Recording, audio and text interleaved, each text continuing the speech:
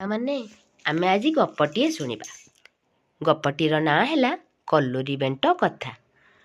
ଗୋଟିଏ ବୁଢ଼ୀ ତା ବାଡ଼ିରେ କଲରା ମଞ୍ଜିଟିଏ ଲଗାଇଥିଲା। ଗଛ ଉଠି ଫଳ ହେଲା।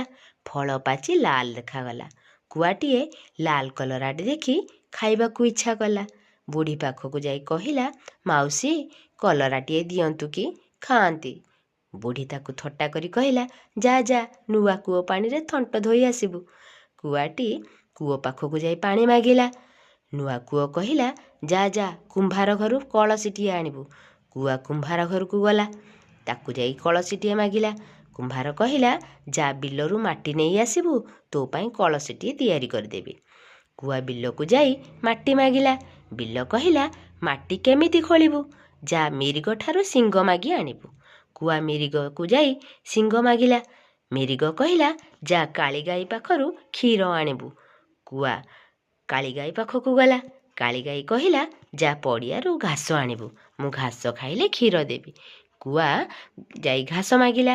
ପଡ଼ିଆ କହିଲା, ଘାସ କେମିତି କାଟିବୁ? ଯା କମାର ଘରୁ ଦା ନେଇ ଆସିବୁ। କୁଆ କମାରକୁ ଯାଇ କହିଲା, ଦେ କମାର ଦେ ଦା, କାଟେ ଘାସ, ଖାଉ କାଳିଗାଈ, ଦେଉ ଦୁଧ, ପିଉ ମିରିଗ, ଦେଉ ଶିଙ୍ଗ, ତାଡ଼େ ମାଟି, ଗଢ଼ୁ କୁମ୍ଭାର କଳସି ଗୋଟି, କାଢ଼େ ପାଣି, ଧୁଏ ଥଣ୍ଟ, ଧାଇଁ ଧାଇଁ ଖାଏ କଲୁରୀ ବେଣ୍ଟ, ଧାଇଁ ଧାଇଁ ଖାଏ କଲୁରୀ ବେଣ୍ଟ। କୁଆ କଥାରେ ଖୁସି ହୋଇ କମାର ଦା ଦେଲା, ପଡ଼ିଆ ଘାସ ଦେଲା, କାଳିଗାଈ ଦୁଧ ଦେଲା, ମିରିଗ ଶିଙ୍ଗ ଦେଲା, କୁମ୍ଭାର କଳସି ଦେଲା, ନୂଆ କୂଅ ପାଣି ଦେଲା। କୁଆଟି ଥଣ୍ଟ ଧୋଇ ବୁଢ଼ୀ ପାଖରେ ପହଞ୍ଚିଗଲା। ବୁଢ଼ୀ ଖୁସି ହୋଇ କୁଆକୁ କଲରାଟିଏ ଦେଲା। କୁଆ ପାଚିଲା କଲରା ଖାଇ କା କା କରି ଉଡ଼ିଗଲା।